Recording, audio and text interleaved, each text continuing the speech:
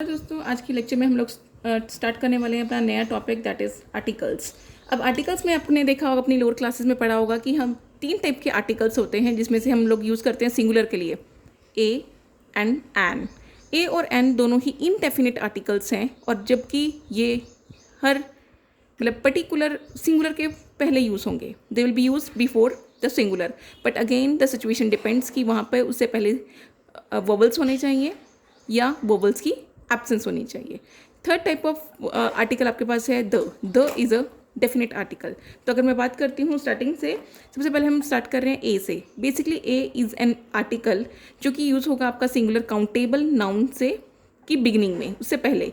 लेकिन कंडीशन यहाँ पे क्या है, जो आपका जहाँ पर आपका फिलिंग द ब्लैंक होगा before using a word for a singular countable noun, उससे पहले आपका जो नेक्स्ट उसके वो होना चाहिए, वर्ड होना चाहिए, that should be non vowel.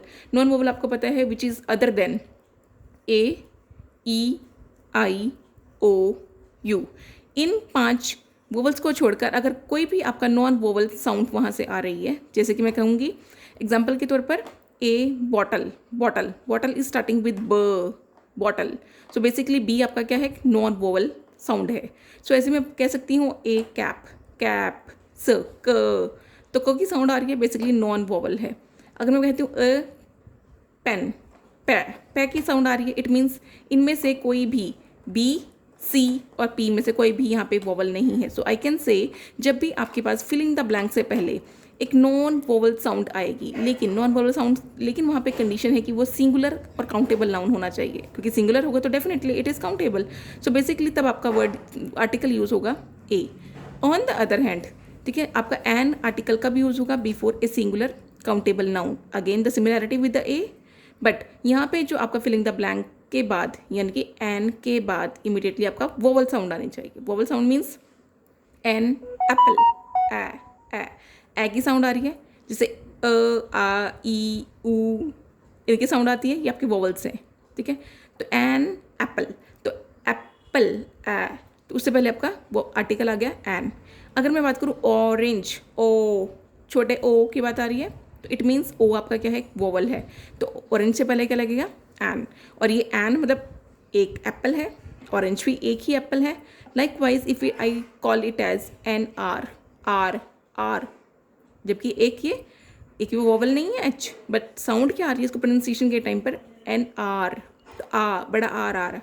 तो अल्टीमेटली ए, आ, ई, बड़ी ई, छोटा ऊ, बड़ा ऊ, इनमें से कोई भी साउंड आएगी तो आपका उससे पहले, और सिंगुलर होगा तो एन आएगा, ठीक है। ऐसे ही एन ऑनेस्ट मैन, ओ, अब ये एच से स्टार्ट हो रहा है, H is not an vowel, तो ये नॉन वोवल है। बट जब साउंड की बात करें तो ऑनेस्ट, ओ की साउंड आ रही है, तो इट मीन्स, और एक है क्योंकि मैन एक है, तो इट मीन्स यहाँ पे एन ऑनेस्ट मैन, ठीक है। और ए और एन दोनों ही इनडेफिनिट आर्टिकल्स हैं। ऑन द अदर हैंड आपका द डेफिनेट आर्टिकल है। तो अगर जब भी हम द की बात करें तो सबसे लास्ट पॉइंट सबसे ज़्यादा इंपॉर्टेंट है। लास्ट पॉइंट में क्या लिखा हुआ है, देखो, द पर्टिकुलर पर्सन। जब भी हम बात करेंगे किसी भी सेंटेंस में for a particular person, animal और थिंग की, that has already been mention in the sentence, जो सेंटेंस में ऑलरेडी बात हो चुकी है। तो जब हमारे पास सेंटेंस में ऑलरेडी एक पर्सन, एनिमल या थिंग की बात हो चुकी है, ऑलरेडी बात हो चुकी है, और दोबारा हम इन्हीं पर्सन, एनिमल या थिंग की बात करने वाले हैं, तो again and again we are not going to use the word that person, that animal, that thing, we will use the word the, ठीक है। ऐसे ही सबसे पहले कंडीशन देखिए, द बिफोर एन एडजेक्टिव। अब एडजेक्टिव से पहले हमने एन क्यों लगाया, क्योंकि एडजेक्टिव, ए की साउंड आ रही थी, तो इस वजह से हमने एन लगाया, एन एडजेक्टिव, यानी कि before an adjective in the superlative degree. Superlative degree आप समझते हैं, poorest, best, most intelligent, bravest, तो ये हमारे पे क्या है, सुपरलेटिव डिग्री से। तो जब भी सुपरलेटिव डिग्री को आएगी तो उससे पहले हमारा द वर्ड यूज होगा। Taj Mahal is the beautiful building, the, ठीक है। बिफोर कंपेरेटिव्स, अगर मैं कहती हूँ she is the better student than her, ठीक है, तब जब भी हम किन्हीं दो चीज़ों को कंपेयर करेंगे, there also will make use of the word the, ठीक है।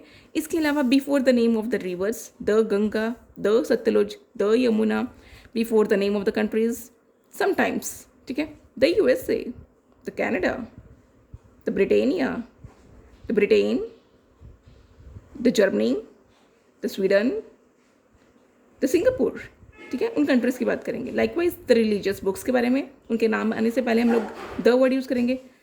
The Gita, the Bible, the Ramayana, likewise and the range of the islands. अगर मैं कहती हूँ कोई भी आइलैंड का एग्जाम्पल लेती हूँ, द अंडमान एंड निकोबार, ठीक है। तो ultimately before the range of any island we will make use of the word the, ठीक है।